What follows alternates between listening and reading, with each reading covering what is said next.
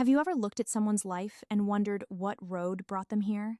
I'm your host, and this is The Unexpected Detour, a place for honest conversations about the turns we never planned, the losses that reshaped us, the choices that tested us, and the strength we found along the way.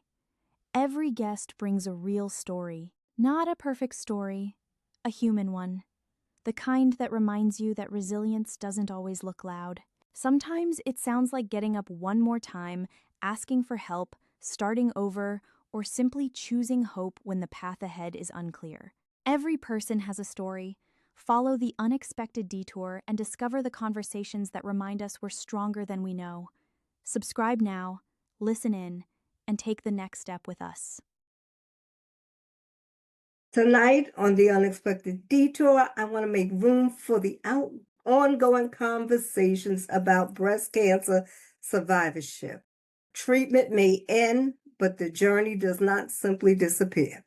This is a space to speak honestly, listen with compassion, and acknowledge the parts of survivorship that are too often left unspoken. As we begin, I want us to reflect on a few questions. What has survivorship looked like for you beyond medical appointments? What is something about life after breast cancer that people do not talk enough about? And what has been the hardest to explain to people who have not walked this journey? What support words or actions have made you feel genuinely understood? And what do you want to give yourself permission to feel or need in this season?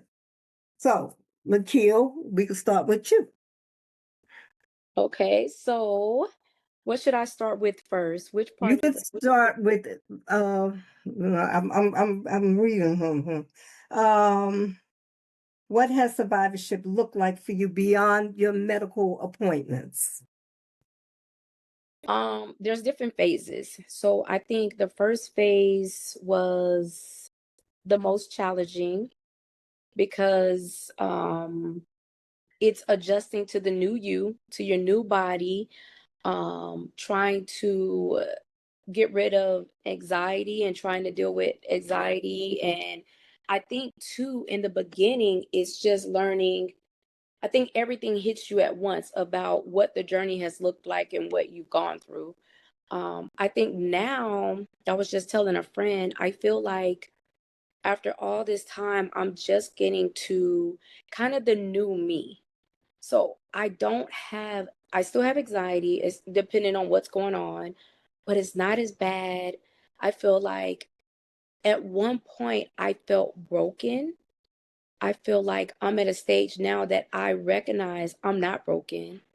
Um, and I feel like life, um, life is so much brighter for me now, if I can put it into words. So I think it depends on the phase, because I feel like survivorship has so many different phases to it, with still up and downs in between. Oh, what about you, Tisha? I agree that survivorship does have phases. Like she said, after like treatment and everything and all the doctors go away, it's like you in that acceptance phase and navigating life after. So it's kind of like you're stuck in a what now phase.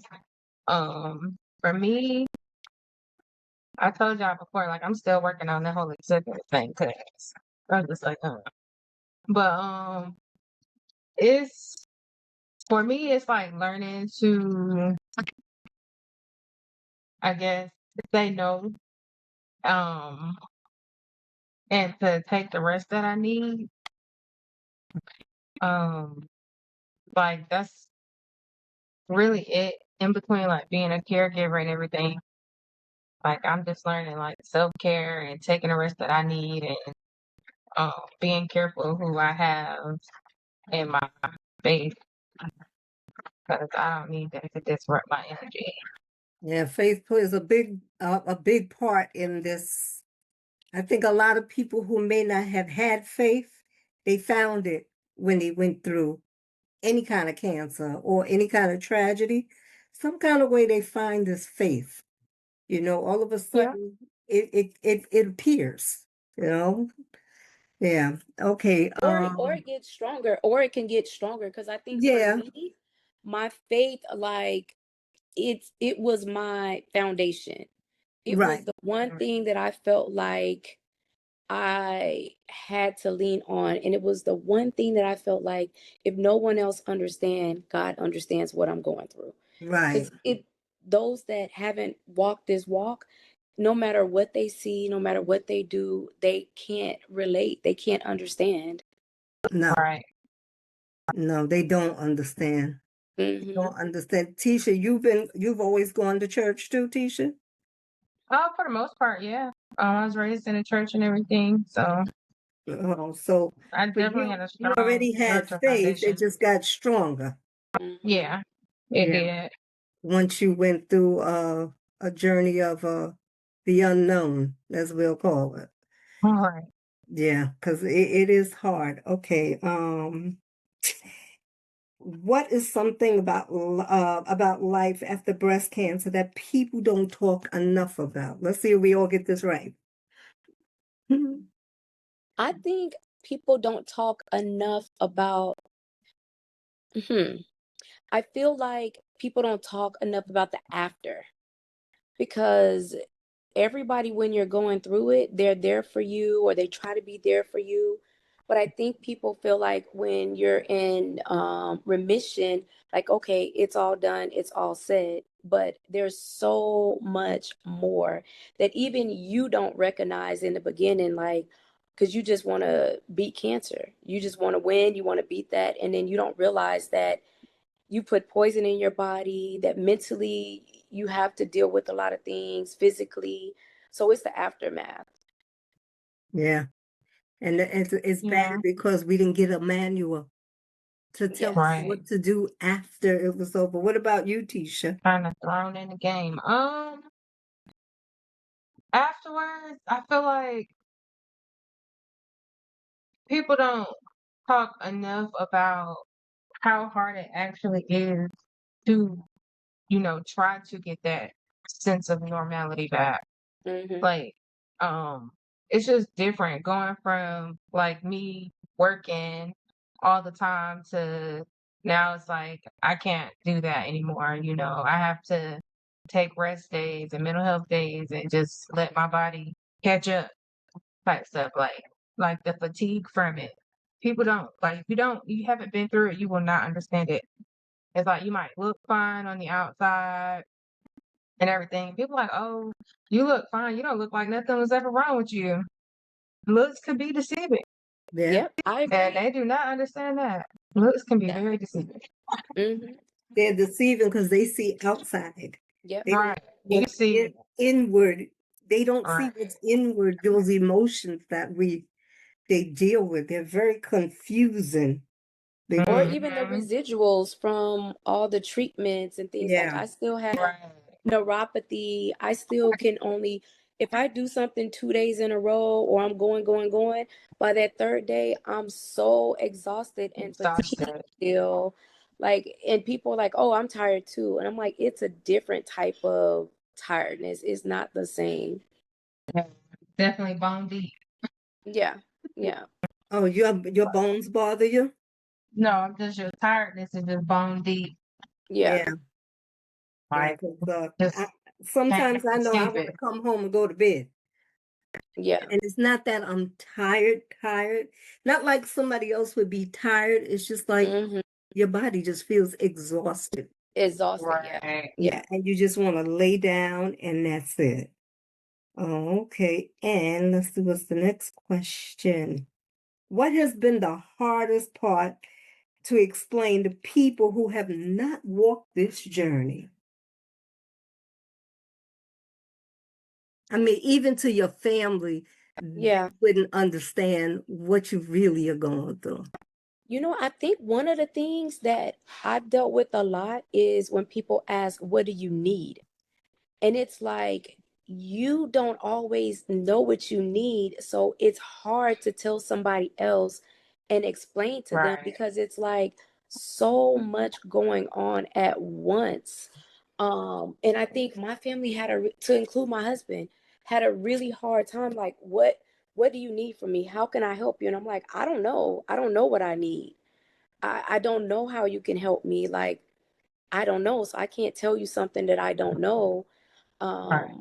I think that was one big thing for me. I think another thing for me was trying to describe like what you're really going through. People see it or they see certain aspects of it, but they still, it's like there's no words to really be able to help them to understand what you're going through. And then I think oftentimes, like with my mom is this very positive person, but she would say, like, if I would say, for instance, when I had my bilateral mastectomy or whatever, it took a little time to adjust to the scars. I still have imperfections. I still need another revision. I still Now one of my implants has a rupture, so they have to go back in. But it's like, oh, you don't need breasts. Like, that doesn't make you're beautiful without it. They're trying to uplift you, but they don't understand because they have their breasts, or they don't have the scars, or they don't have the mental fear that comes along with, yeah, I had a bilateral mastectomy, but this thing can still come back again.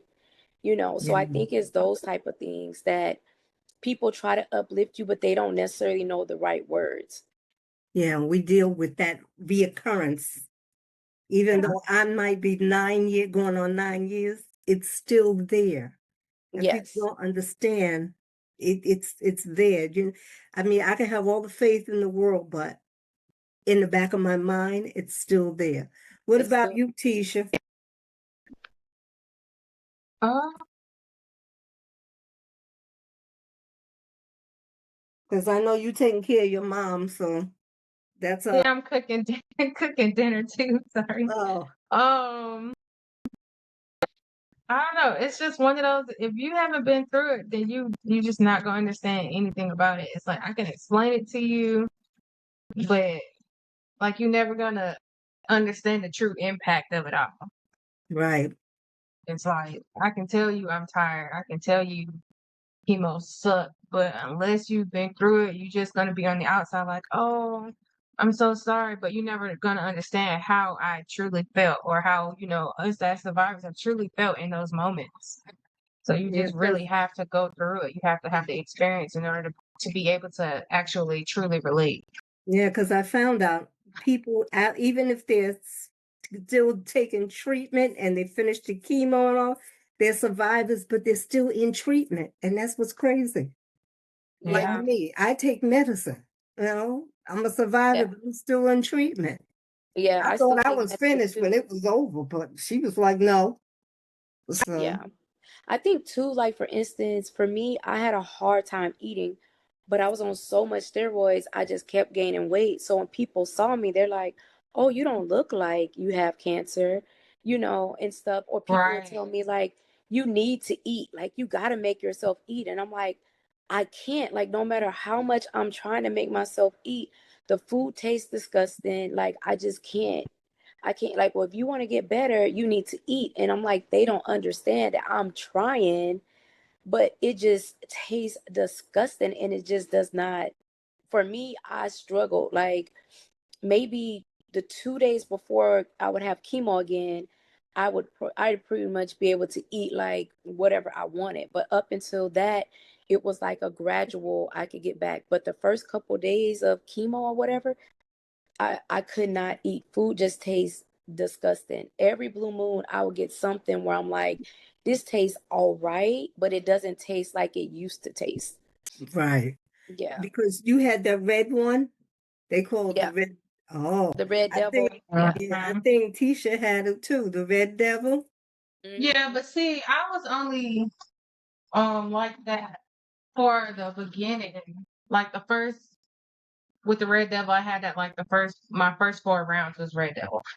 And like during that 2 months, like it was the worst. I couldn't keep anything down. I was really struggling to eat. But after like I finished that and I switched over to Taxol, like my steroids was too high, so I was eating everything. I was eating everything. Oh, they gave you steroids too? Yeah, and I was begging them to take them down because it was too much. I was like, I can't sleep. I'm up 6, 7, 8 o'clock in the morning. You Walking know, from around, right? from 2 days before. Let me ask you, because both of you had that red devil. Did they put on those hazmat suits and everything to come near you? For me, they didn't put on hazmat suits, but they like double gloved and Yeah. had like their little jackets on and a Yeah. mask and all of that. Yeah. Yeah. That was my friend, her husband had it, and she was like, she couldn't even lay in the bed with him because of Yeah. the poison in it. That's what they say. Like you're not supposed to wash your clothes with anybody else's clothes. You're not supposed to really use the bathroom, like share a bathroom with anybody, or that's just the things that they tell us. But we clean religiously, so it's like and then I have multiple bathrooms, so it was easy for me to just be like, okay, well, I'm gonna use this bathroom, you use that bathroom. I'll Right. wash my clothes. Don't worry about it. Things like that. Let me ask you, because I did a podcast about sexuality and survivorship. And I know a lot of people, once your body is scarred, you don't want anybody to see that anymore. How do you ladies feel about that? Because So you're married, so how do you feel like when your husband wants to cuddle up and you still see the scars there? it's still hard. For me, it's still very, very, very hard because I still see the scars. I still see a lot of the imperfections. I see that my breasts still aren't right. I see, the scar from my port, from where my lymph nodes were removed. My skin is still really dark from the radiation. So it's like, and that's why I said for a while, up until probably recent, I just felt broken. I felt broken. I felt like I wasn't the same. And I felt like, does he see me the same? Does he see me the same sexually? And then I'm on medication that stops because I was diagnosed with triple negative and ER positive. Oh, Yeah, so I'm also on the 5-year medication to slow down tamoxifen? I'm Or the on Lupron. I started off with tamoxifen, but then I had to have a hysterectomy because I carried the BRCA gene. So Oh, then they moved me over to anastrozole, anastrozole. anastrozole. But that one, my body did not like it. So now I'm on Esomesitane? Did they give you the one letrozole? letrozole. Yeah, How are you functioning with that one? that one has been so much better for me. Oh, okay. That one has been so much better. So yeah. So I mean I don't have that desire and stuff like I used to anymore, and it doesn't feel the same for me anymore. So that's another challenge for me. Yeah, Yeah. yeah. Because I know you don't want to be touched. You don't want to. It's just a different feeling.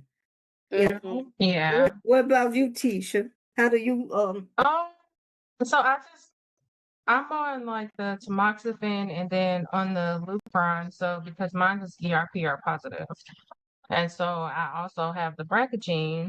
I haven't done the oophorectomy yet. They want to wait till I'm closer to 40 and like natural menopause because right now I'm just in medical menopause. So the desire just isn't there. Like I'm just not thinking about it. you just like numb to the whole thing, right? Yeah, like just not interested. Yeah. That's why I wanted to ask, because I know men go through it with the erectile dysfunction when they have the prostate cancer, but I think we go through it more. Deal with the vaginal dryness, Mm-hmm. and then the way we saw ourselves before breast cancer, it all looks different. Yes. It looks very different.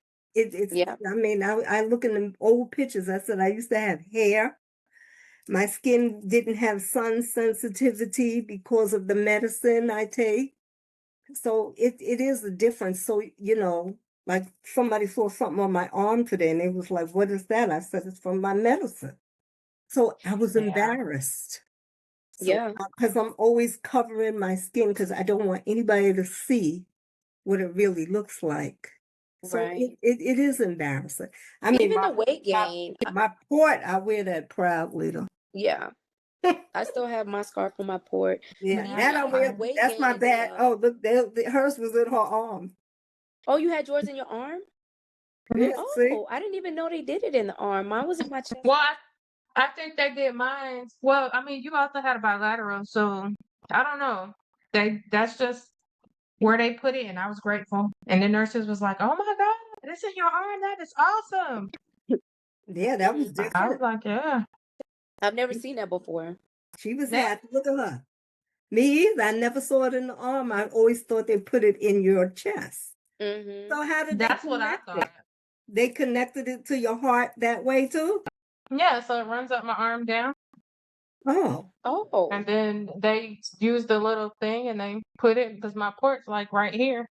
It's like a little knot right it's still there though, right? there. Oh yeah, I forgot. She still got hers. I still got mine. Yeah, she didn't get hers taken out yet. You don't want it out? I don't know. I just have that what if, and I just feel like it's one less thing I have to worry about. But you gotta I go try. get it cleaned all the time, right? Yeah, Drained? Not all yeah. the time. It's like every couple months they'll be Oh, like, okay. "Oh," and I just go, "Well, see, like where I did chemo and my oncologist, they're in the same building, so I just go around the corner. It's in like the same office and everything, so I just go around the corner and they'll clean it for me and then take me back to do my shots and everything." Oh, okay. All Oh, right. they told me that they wouldn't let me leave it because I was scared and nervous at first to take it out too. And they were like, it's too much of a risk for an infection, even if you get it cleaned out like every, what was it, 60 days or something like that, every 6 weeks or something. I can't remember I now. think it's like every 6, but to be honest, they probably do mine whenever they think about it because I don't be thinking about it. They be like, "Oh, when the last time you had your part cleaned?" I was like, "I don't know, 3 months ago." Tisha, you supposed to remember that. I'd be trying to stay out that doctor's office. I'd be like, pew, pew, zooming past those people. Because it Yeah, Get in seems there, like get what I got, Lakia's and be having out. problems with her breast too. She yeah. got to get Yeah. a revision done. I Which have is mine. which is scary because it's the side that I had radiation on, and they don't like to touch that implant because of I think with the veins and the flow of the blood for the veins, and they get worried about the skin going necrotic and get necrosis and all of that stuff. So yeah, I just found this out last week, I think, that I I need have to, my surgery next on the 28th.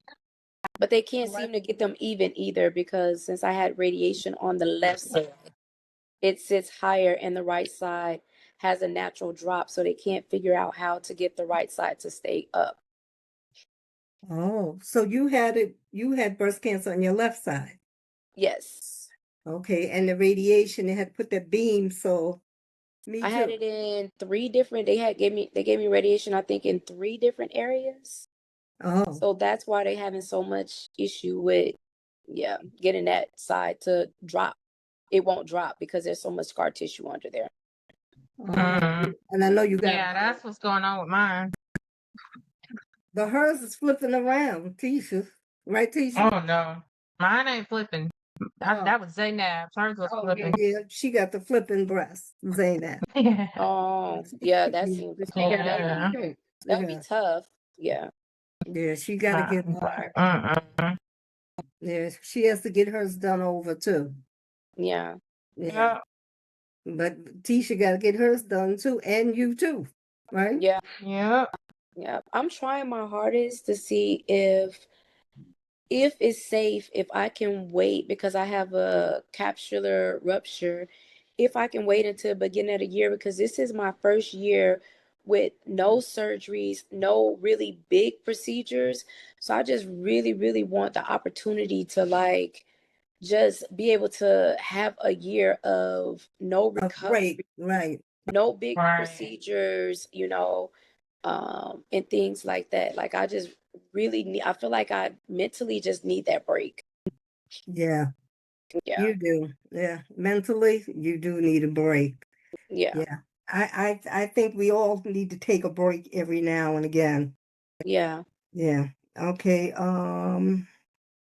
Yeah. What support words or actions have made you feel genuinely understood? What Hmm. support words or actions have made you feel genuinely understood? For me, none, because people don't understand. So, what has helped you? I think I I would have feel to the same. agree. I think I would I have to definitely agree. agree. Yeah. They don't understand. They'd be like, "Oh, you look great," and I'm like, "Well, what does cancer look like then? Or Explain for it to what me." you've gone through, for what you've gone Yeah, you through, look terrific, you and I'm look like, great. Or "Yeah, why, like, you gotta realize that you went through this or you went through that. So, why are you being so hard on yourself? And I'm like, it's not that I'm being hard on myself. It's I've been through a lot and I'm trying to work through that, yeah." you know. And like I said, mentally, it really never goes away. It's Yeah. always there, that you went through this. That's why I had to do that podcast about sexuality and survivorship. Because Yeah. even as single people, you don't know where to begin again. You That don't know makes if sense. people I gonna can see that. look at you. If you even say you have breast cancer, that might be a turn off to certain people. So I think we build our own cocoon and we just stay to ourselves. Yeah. Yeah. Which I which could be I've been in bad. some I'm damaged goods now type of Yeah, Yeah. craziness. Because I mean that's like inside that's how I feel. Like I don't know. When I look at it, it's just like I don't have regular breasts anymore. Like I had an affliction. Like ain't nobody gonna want to deal with that constant appointments and the unending fear of it coming back. And then it's like, well, what if it does come back? And then you spiral and you go down the rabbit hole, and then my anxiety get me, and I just like Yeah. in a whole mess. Yeah. Or when yeah. you go to certain appointments and you're on edge because you're waiting on results to see what they say, Mhm. oh, I see something, but I'm not sure, and we need more tests. And it's like it just kind of it gives you a little PTSD because sometimes that for me, I've had doctors say similar things to what was said to me before when I was diagnosed. And so it kind of gives me a little PTSD about, wait a minute, I've heard this before. Like this does not feel good, you know. Right. Yeah. Yeah. And that does, and especially when you got to go back into that office to get those scans, you'd be like, Yeah. oh my gosh. You do be on edge. You're on edge because you're not, you're apprehensive. Yeah. You don't want to hear My any bad oncologist, news. and I think what's scary too is my oncologist does not like to do just a scan just to make sure. She believes in doing scans if there's something there and there's a reason. But I think my fear is what if we wait too late and we miss something because it's Right. like do you have symptoms? Is there a reason for it or whatever the case may be? So I've read and I saw that a lot of oncologists don't want to do unnecessary scans because there could be something that is looked at the wrong way and it creates even more fear. But for me, I think I have more fear of the unknown than the hey, let's go down this rabbit hole and it may be nothing. Right. That happened to me where they did one on the right side and I'm sitting there on edge and I had to wait for results to come back and tell me it was nothing. Mm-hmm. They were like, it's better that they did it now just to make sure. And I'm like, but you don't understand. It's oh, look at Letitia's one. The other Letitia. That's Letitia. Oh, okay. That's another Letitia. That's Letitia. That's Letitia. No, Hi, she's Tisha. Latasha. Latasha. Okay, all right. Thank you. Hi, Latasha. This is Lakeel and this is Tisha, who you met. I didn't think you were gonna come on. You gotta We unmute can't hear yourself, you. You sis. got to Finished my class and my graduation, so I was like, "Oh, let me see if I can jump in." I thought y'all would be gone. No, we would Congratulations. we yeah, congratulations on your Congratulations. graduating. Yeah, Thank you. we were just discussing some questions that I had given them. So I guess I could start with you. What has survivorship look like for you beyond medical appointments? Oh, goodness. Because you had some good news. I did. I'm trying to think. So I went back and I had some previous tests done, and I made them give me like everything all over again before they was talking about giving me chemo. And when I went back, they was like, "Oh, well, we didn't see anything. We're gonna stop radiation. We'll see you again in November for your regular mammogram." And I was so happy, so excited, but it all started because I had like some abnormal blood work.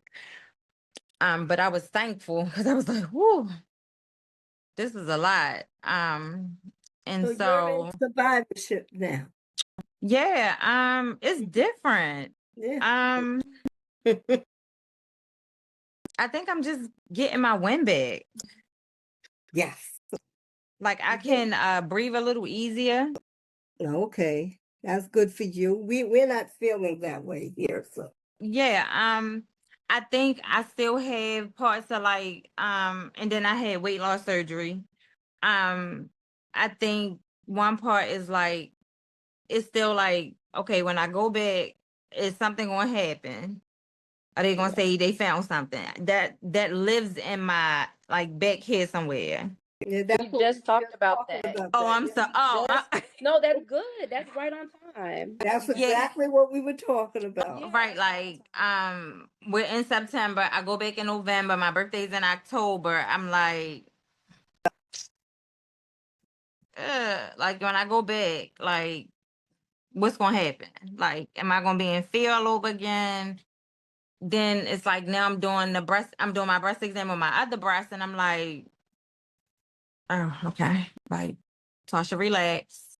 Tasha, breathe. So I still have kind of like that fear. And I think that's like kind of like where I am. I still feel like it's something else going to go wrong. Like it's something else going to happen that is going to send me back to the place I'm just trying to like catch my wind to come back from. I think that's normal. Okay. Yeah. Yeah, I would say so. Yeah. That's normal because Yeah. it's fear. It's the fear Yeah. that we all experience because you don't know. Yeah. Yeah. How has okay, we were discussing about let me see, what's the other question? Wait a minute. Let me get there. Let me get back there. Okay. Okay.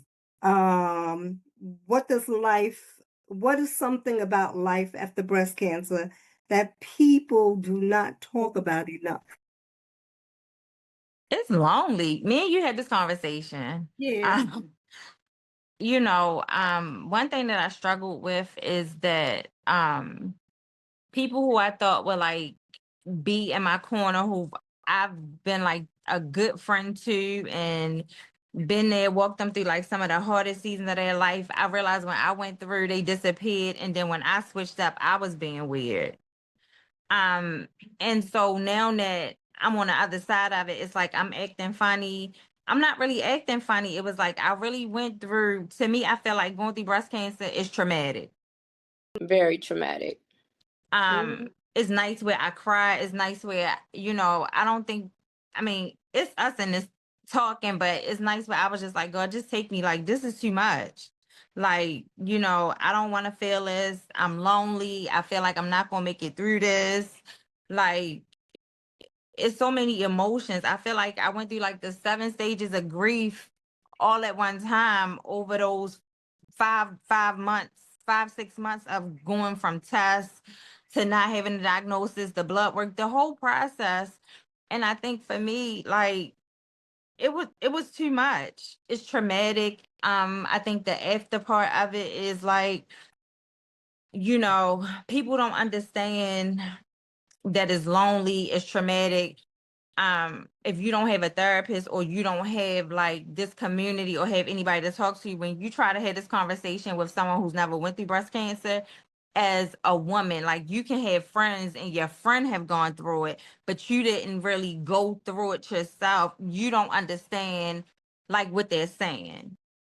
That's Because it's good that you're saying that, because that's kind of the same things that we all have in common, that we said that we feel like if you haven't gone through it yourself, nobody understands. They try, even if they're like a caregiver or helping you, they still can't relate, and they still don't feel all the mental things, the physical things, all the challenges. Like you said, if you don't have a therapist, I didn't think I needed one at first. I'm like, I got this. I have support. I don't need it. And then I realized, like, I'm lonely because I didn't have people that went through it before me that I knew. It was either people that was going through with me or people that were coming behind me. So it was very, very lonely, because I'm like, I don't know what to say to other people for them to understand.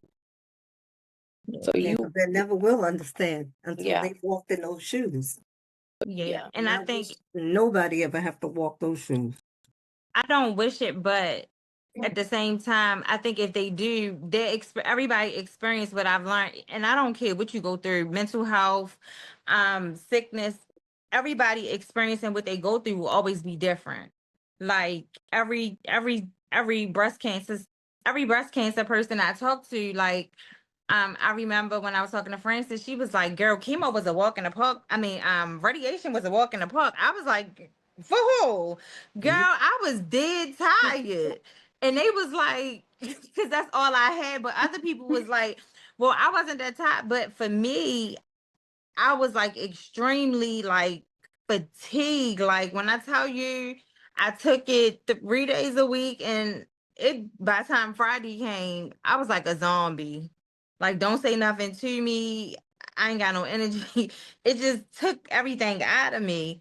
And she was like, "Yeah, girl, I went to work. It was like a walk in the park." I was like, "You good?" for me, wasn't. I thought radiation was so much easier for me than chemo. Chemo was so hard. So by the time I got to radiation, I'm like, oh, not that it was easy, but it was so much easier. And you probably also, I don't know, some people, I was tired. I was definitely fatigued, but I was like, this is fatigue. The chemo was horrible with fatigue. But I think that too, it depends on how long you had to do it too. Because I've had some other breast cancer survivors that only did radiation, and they had to do it for a longer period. Because I think I did every 5 days a week for 5 weeks or 6 weeks. I can't remember. But those that had to do it for longer, they were like, it was really rough for them, and their skin was charred even more than what mine was, because mine was bad. Like theirs was like coming off and like all kinds of stuff. That was Yeah, me. That was yeah, me. she was Mine like, gone. "It's a walk in the park." I was like, "Oh, my hat off to you." But a It lot of was, the other for me, ladies in the it was group easier than was the saying, "Well, chemo. Francis, you got to realize, like, she didn't have to do chemo. So of course you did chemo first, and Yeah. then you did radiation. So the worst part for you, but that was just my course of treatment. So, but Yeah. I guess like now the doctor wants me to get a complete hysterectomy in January. I had it. I had to have Yeah, a complete I had a hysterectomy. partial. Okay. Um and so I'm like, well, if that was the case, listen, when he had me on the table way back when, he should have just took it all. Do you carry the BRCA gene? Is that why they want you to get a complete? It's for precaution. Yeah. Yeah, I carry the BRCA gene as well. So Yeah. that's why they suggested a complete hysterectomy. And then that with the complete is a whole different level that you'll have to go through, and you'll Because have I to come. already feel like I'm menopausal. Like these flashes is I got all kinds of fans. I got a fan at work. I'm carrying a keychain fan. Yeah, Listen. I understand.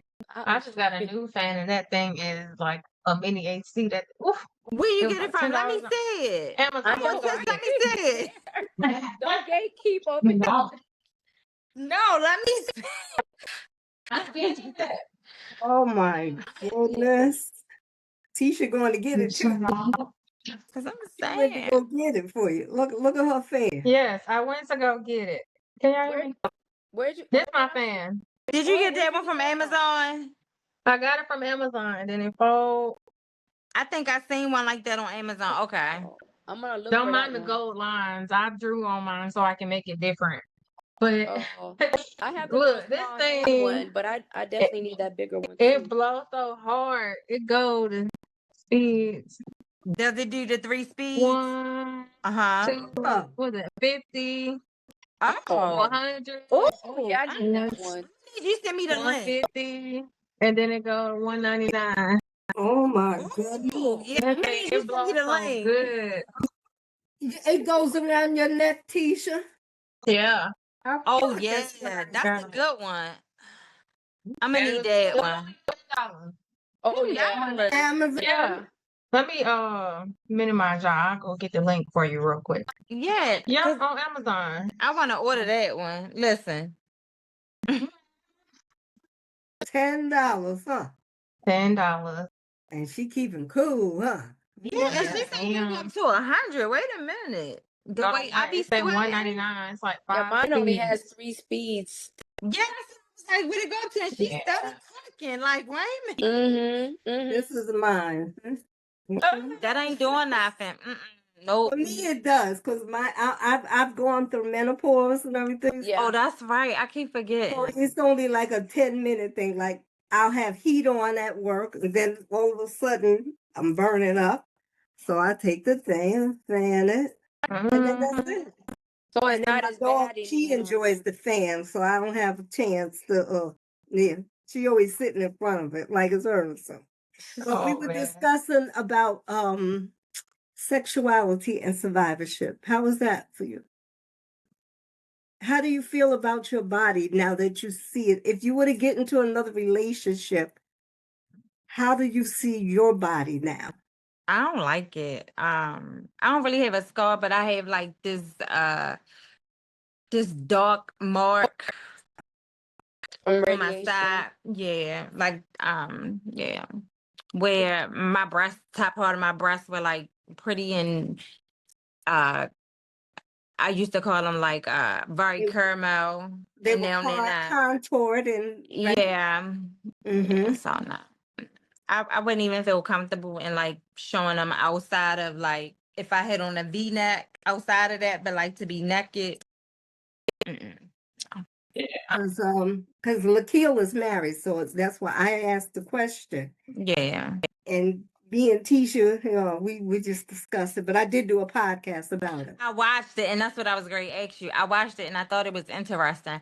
Yeah. Yeah, because I said it is kind of like strange now because we're looking at ourselves. When do you tell somebody you had breast cancer or you have, how would they look at you? You might say, "Oh, I don't want to be with her." Like you said, she's damaged goods. That's Like, exactly was it a strain on your marriage, or like your husband was just supportive? Oh, for me? Uh-huh. No. My husband was very, very, very supportive. I feel like the strain on the marriage came in the healing, not during.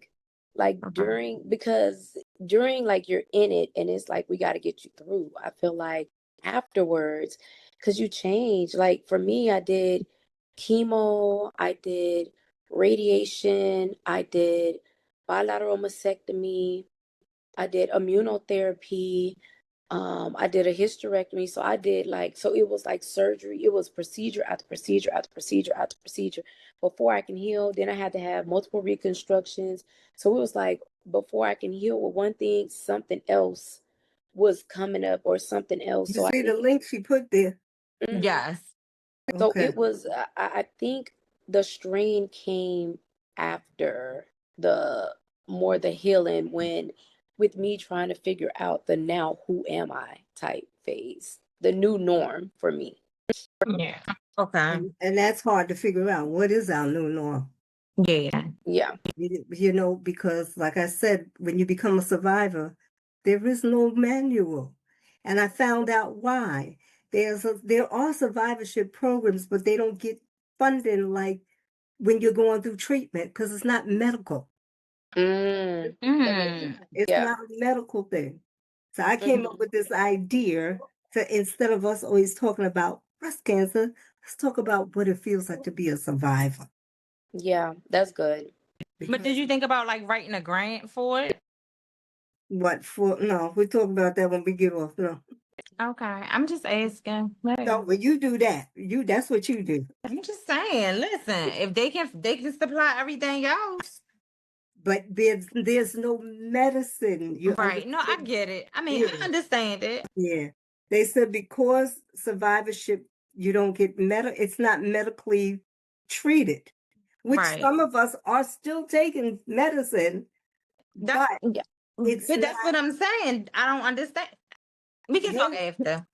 Yeah, but that's why there is no kind of thing. It's a little bit, but not a Right. lot. So we have to navigate this on our own.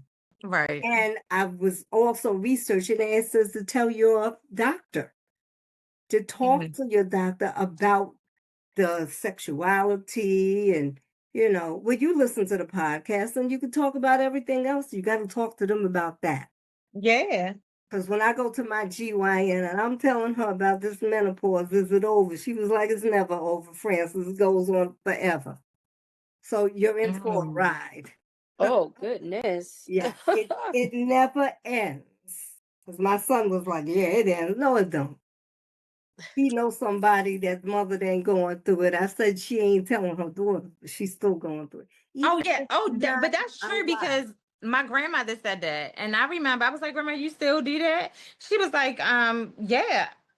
Why wouldn't I? I am and at this time I think she was like 78, like Mhm. 78, 79. And we was joking, like we was playing with her, but she was at the time she was living in a senior building, and she had this younger man who liked her, and we was like, what are you doing? And she was like, what? My stuff still work. And we was just like, Grandma, ew, that's nasty. You're too old for this. Like, you ain't had enough of that when you was younger. And she was like, what makes you think it don't work? And we were all joking her, and so she was like, yeah, but I guess because we think when women go through menopause, and like one of the symptoms that they talk about is like, oh, you get dry, it's uncomfortable, and they just think like, oh, it's dried up, it doesn't work. But it doesn't mean that you don't get the feeling, or you don't have the urge that the same feelings that you had. So My I get GYN it. will tell you they have creams for that. Absolutely. Yeah, they Yeah. do. So that's what Yeah. it is. Yes. Yeah. That's what it is. Yeah. Okay, so let me get to this last question, Tisha. I caught you up. Okay, now. And what do you want to give yourself permission to feel or need in this season? What do you want to give yourself permission to feel or need? That was a tough one, right? What do you want to give yourself permission to feel, to love yourself again, That's one thing, just to love yourself, just to look in the mirror and say, man, I'm beautiful, regardless Yeah. of what's missing. I see me, I'm beautiful when I look in the mirror. It I took a think get long my time for me to confidence get, back. yeah. Mhm. It took me a long time to get there, especially when my hair came out and I didn't like the way it looked, and I bought a wig, and the guys at church was like, take off the wig, it looks horrible. They said, you look better with the bald head, and I had to really grow into this. Listen, I agree. My hair came out, it was summertime and it's hot. Georgia, I wasn't think about no wig. It was too hot. I had hair wraps and I didn't stay in those long because I was sweating so bad. But like the bald head, it had to grow on me because like I remember when I first got my hair cut, I was in tears. I was just like, oh my God. And then like a little bit later, it's just like, okay, this ain't that bad. It's just hair to grow back. I was like, and at least I got a good head shape. So it ain't lumpy or nothing. Got a little small head. So I was like, okay, I can work with that. But the Taxol took out your hair, right? No, the azithromycin did. Oh, not the Red Devil though, did it? That's the red devil. Oh, it took out your Mm-hmm. hair. It took yours out too, Lakil? Oh, yeah. Mine Really? still, even with First 2 weeks. Even with now being on the medication, like my hair just will not get It's thicker still up thin. the Yeah, back. Yeah, like mine's still thin up the here. anastrozole and the aromatase inhibitors, they thin your hair out. Because I had an argument with the nurse, and I'm like, yo, I feel like I got male pattern baldness here. She was like, you're not supposed to go bald. I said, I looked it up, and that's one of the side It effects. is a side effect. It is Yeah. a side effect. Because mine is thicker in the back, but up top it just will not get thick. Like overall, it just will not get thicker. And I had nice thick Yeah. long hair. And it See, just don't. mine's thick like in the middle, but like around like the front and the back and the side is like thin. And then like with my texture, like it looks rough right now. But like the texture that it came back with is like once it's wet, it's like really curly and easy to manage. But when it dry, it's rough. like from the root. It's rough, right? Like from the root. And it's just like, I don't know, but then like in the back, it just gets like really thin back here. You take medication still? Mm-hmm.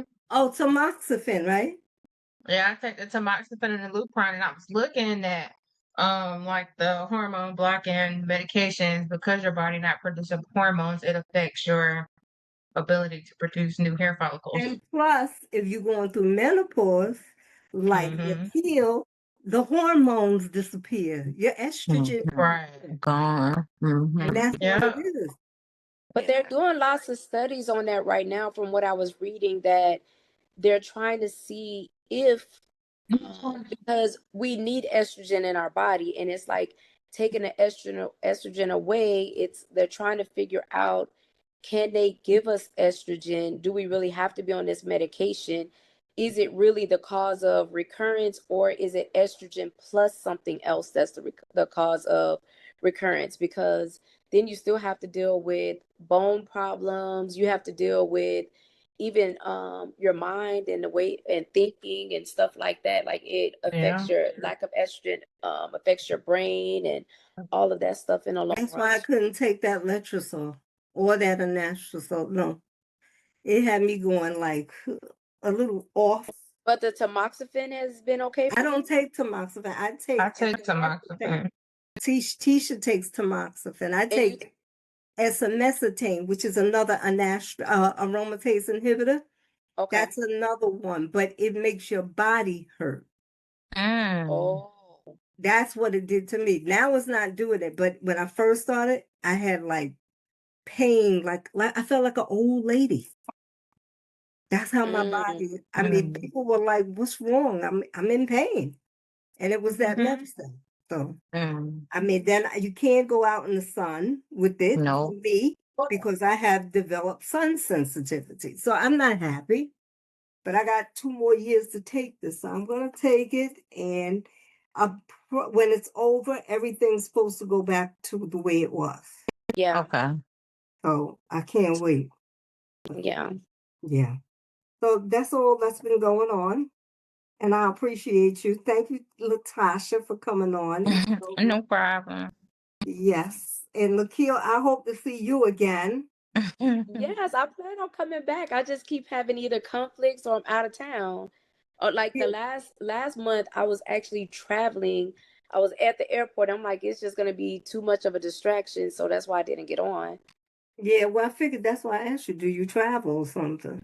Yeah, I yeah. know you were in Well, the I mean, military. I love to travel, but I've been traveling a lot more lately.